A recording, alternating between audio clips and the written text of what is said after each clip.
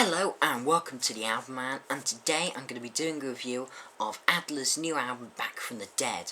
And this is the first album from the ex-Guns N' Roses drummer Steven Adler's new band called Adler, imaginatively.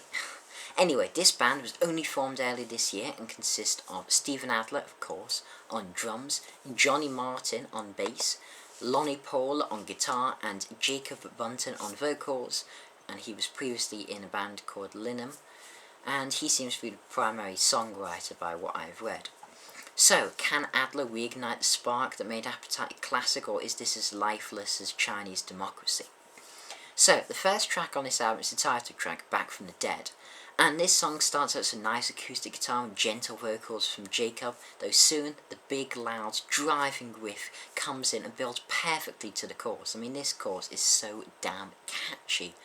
It'll go around in your head for days and shows just how fantastic a voice Jacob has. I mean, seriously, his voice is really good, and he writes some bloody catchy songs.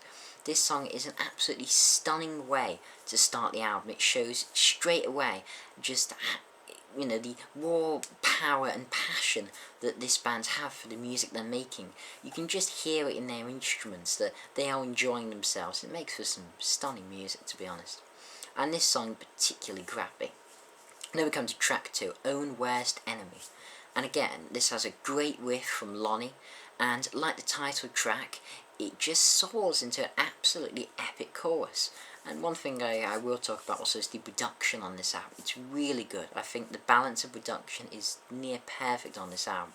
It doesn't feel overproduced like Aerosmith's music from another dimension, but it doesn't feel too, underproduced either. It just has that perfect balance where you can hear all the instruments, but it doesn't feel, too overproduced, to be honest.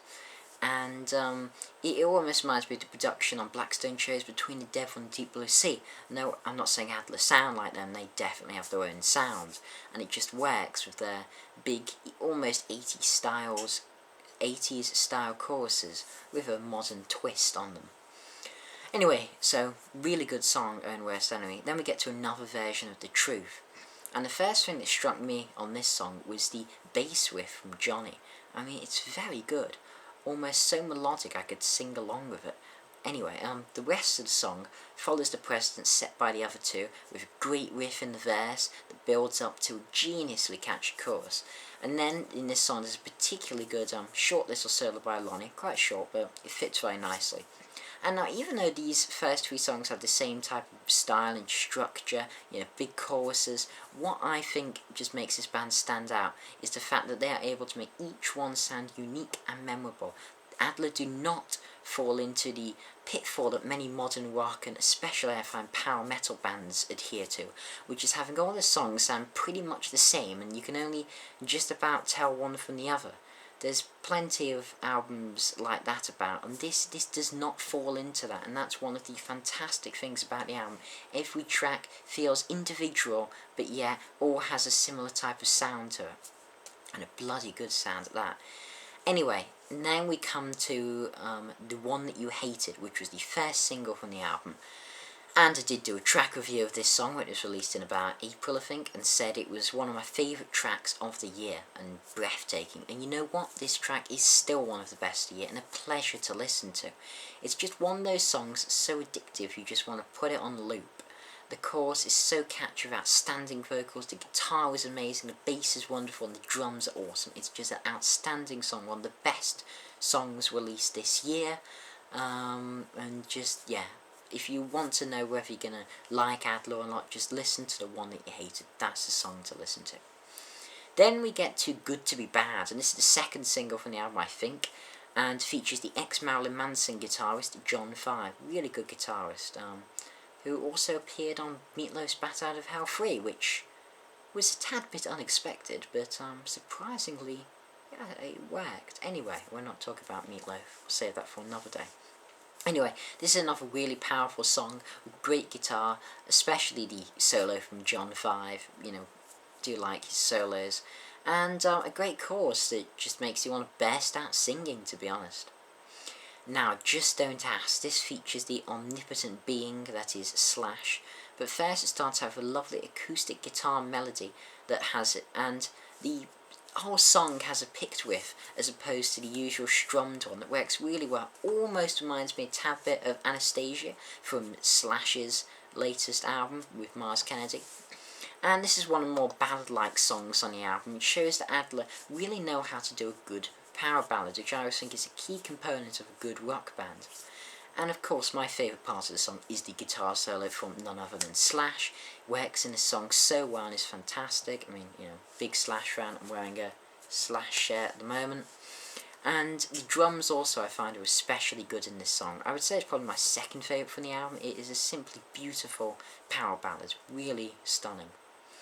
Then we get to Blown Away, and even though the song doesn't quite blow me away, it has a really catchy bass riff. I mean, the bass is Johnny Martin, bloody good bassist, really impressed by him on this album. And again, I mean, Adler don't disappoint with this song. It's another really solid entry to the album. Now, Waterfall. It does have a nice electric guitar melody to begin with, and it's the second ballad on the album. Though overall this song isn't quite as good as its predecessors. I mean, it's not bad. We're not talking about, a certain Asian country's democracy bad, but it's definitely a weaker song. Then Habit, luckily, they come back in form with Habit, another strong starting riff, and it's a really good song about getting addicted to drugs, this is particularly heroin it focuses on. However, great chorus, great song. Now, Your Diamonds. This is another ballad. It starts off with a piano melody before Lonnie comes in with some guitar. And it's a nice ballad, though it did feel a tad bit generic. I found it a decent song. It definitely improves with multiple listens. I'd say that, definitely improves. It just feels like a tad bit of a generic ballad, but that's really nitpicking, to be honest. This album doesn't really have any major faults at all. And then the last track on the album is Dead Wrong, and this is a fantastic way to end the album. Reminds me of the sort of first three, four tracks on, and starts with a big drum riff and builds until drum beat even, not with, and builds into a fantastic climatic chorus. It just ends the album with one of the best songs, and which fits such a fantastic album. Overall, I think this album is simply superb. It has catchy hooks and strong riffs. It's stronger than anything Guns N' Roses, and even Slash, I'd say, have put out since the Use Your Illusion albums. I'm going to give this album a 9 out of 10. One of the surprises of the year for me, and definitely a contender for album of the year. No, I'm not quite sure it'll clinch it. But still, for a band that have only formed this year, they've recorded something special. Honestly, when I first heard about this project, I wasn't that excited. I was like, could be okay. But as soon as I heard One That You Hated, I knew I was going to love it, and the album does not disappoint from that track. If you like the track, you love the album. And unfortunately, because I don't have any money, I couldn't buy this album, just had to listen to it online. But definitely want to get hold of this album. Can't wait to listen to this on my hi-fi. I think it sounds really good. So yeah, this has been the Album Man. Thanks for watching. Comment, rate, subscribe, and as usual, long live rock and roll.